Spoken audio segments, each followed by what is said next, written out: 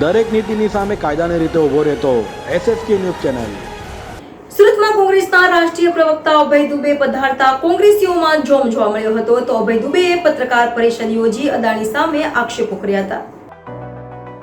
સુરતમાં કોંગ્રેસના રાષ્ટ્રીય પ્રવક્તા અભય દુબે આવતા સુરત કોંગ્રેસના નેતાઓમાં ચહલપહલ વધી ગઈ હતી તો સુરત આવેલા કોંગ્રેસના રાષ્ટ્રીય પ્રવક્તા અભય દુબેએ એક પત્રકાર પરિષદ યોજી હતી અને જણાવ્યું હતું કે વડાપ્રધાન નરેન્દ્ર મોદી તેમના મિત્ર અદાણીને બચાવવા માટે પ્રયાસો કરી રહ્યા છે।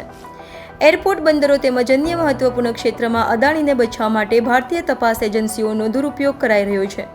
CBIએ 6 જૂન 2017ના રોજ NDTVના કાર્યાલય તેમજ સ્થાપક પ્રણય રોડના ઘર પર છાપો માર્યો હતો। તેના પરિણામ રૂપે અદાણી જૂથે આજે NDTVમાં 64.71%નો માલિક છે। 11 ડિસેમ્બર 2020 છે CBI દ્વારા અંબુજા સિમેન્ટ પર છાપો માર્યો હતો અને તેના પરિણામ રૂપે આજે અંબાણીએ અંબુજા સિમેન્ટને અધિગ્રહણ કરી બીજી સૌથી મોટી સિમેન્ટ કંપની બનાવી છે તો સરકારી બેંકો તેમજ સંસ્થાઓને અદાણીના શેર ખરીદી દેખાડવામાં આવી છે તો ઇઝરાયેલની સાથે ભારતના રણનીતિ સંબંધોને અદાણી કંપનીને સોંપવામાં આવ્યા છે અને વિત્ત મંત્રાલય દ્વારા આપત્તિ આપવામાં આવી હોવા છતાં પણ 6 એરપોર્ટ અદાણી સમૂહને સોંપવામાં આવ્યા છે તેમ કહ્યું હતું। नमस्कार पत्रकार साथियों, मेरा सौभाग्य है कि सूर्य और छाया की पुत्री ताप्ती की इस नगरी सूरत में आज आप लोगों के से संवाद का अवसर मिला है। आप लोगों के बीच आकर मैं अभिभूत हूँ। साथियों, आप याद कीजिए 2014 में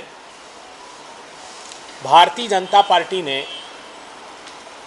एक कैंपेन लॉन्च किया था, हम मोदी जी को लाने वाले हैं और अच्छे दिन आने वाले हैं।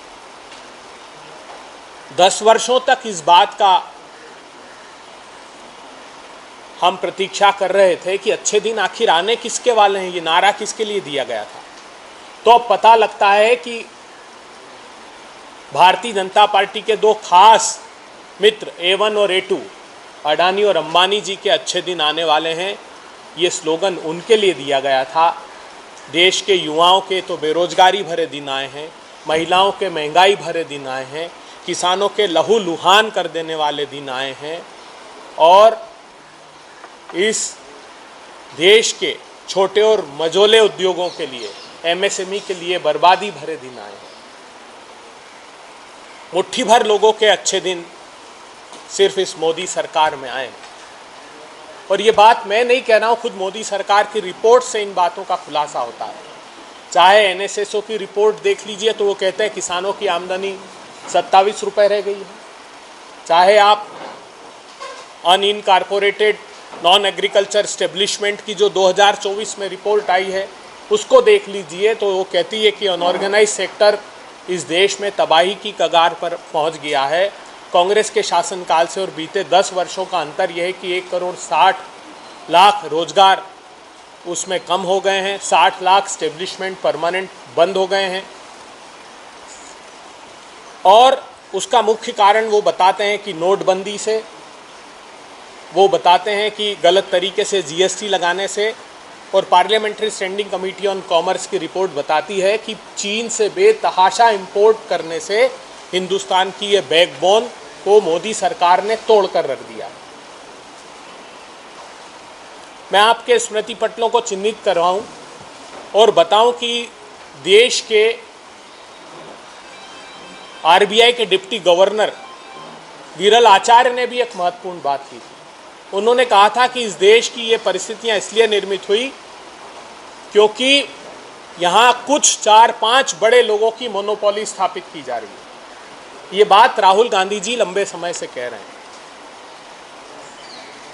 आज राष्ट्रव्यापी स्तर पर कांग्रेस पार्टी ने एक प्रदर्शन भी किया है और खुलासा भी किया कि कैसे अडानी जी को अनैतिक तरीके से मोदी सरकार ने न सिर्फ प्रोटेक्ट किया बल्कि उनके व्यापार को अनैतिक तरीके से, जिससे हिंदुस्तान को नुकसान हो, बढ़ावा भी दिया। ये सिर्फ हिडनबर्ग की रिपोर्ट का प्रश्न नहीं है। कांग्रेस पार्टी जो जेपीसी की मांग कर रही है वो इस हिडनबर्ग रिपोर्ट के इतर जो अनैतिक तरीके से लाभ पहुंचाया गया है अडानी जी को, उसके लिए भी है। मैं आपके सम्मुख 6 प्रमुख उदाहरण प्रस्तुत करता हूं। आप याद कीजिए कैसे एक के बाद एक सीबीआई ने, ईडी ने, आईटी ने कई कंपनियों पर, कई मीडिया संस्थानों पर रेड किया और उस रेड के बाद वो संस्थानों में अडानी जी ने अपना स्टेक, सबसे बड़ा स्टेक स्थापित कर लिया।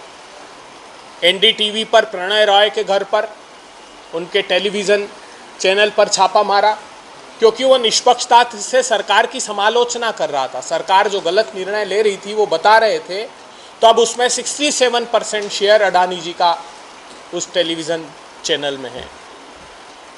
ट्विंट करके एक संस्थान था, उस पर आईटी की रेड हुई, उसमें स्टेक अडानी जी ने खरीद लिया। जीवीके एक कंपनी थी जिसने एयरपोर्ट मुंबई का लिया, वहाँ छापा मारा गया, उस जीवीके का जो स्टेक था वो अडानी जी ने ले लिया। उसके बाद अडानी जी ने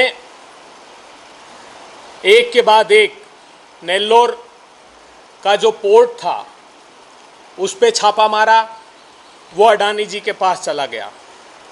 हाल ही में आपको याद होगा तो इंडियन सीमेंट्स, जिसको बिरला समूह ने लिया है, और अडानी जी भी कॉम्पीट कर रहे थे, लेकिन वो बिरला समूह के पास चला गया तो सीबीआई ने हिंडाल्को के खिलाफ, जो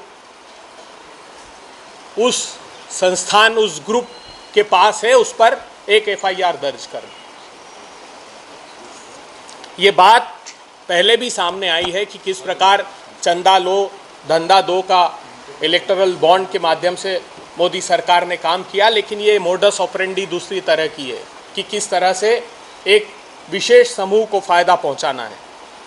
फिर आपको याद हो तो एक अडानी समूह एक एफपीओ लेकर आया था, उस एफपीओ में एसबीआई लाइफ इंश्योरेंस और एलआईसी का इन्वेस्टमेंट कराया गया, और वो इन्वेस्टमेंट जब कराया गया कि जब ये पता था कि उनका जो इशू प्राइस है उससे कम मार्केट प्राइस हो गई, तब भी 30 करोड़ लोगों के पैसे को दांव पर लगाकर अपने दोस्त को लाभ पहुंचाने की कोशिश का आरोप मोदी सरकार पर लगा। દરેક નીતિની સામે કાયદાની રીતે ઊભો રહેતો એસએસકે ન્યૂઝ ચેનલ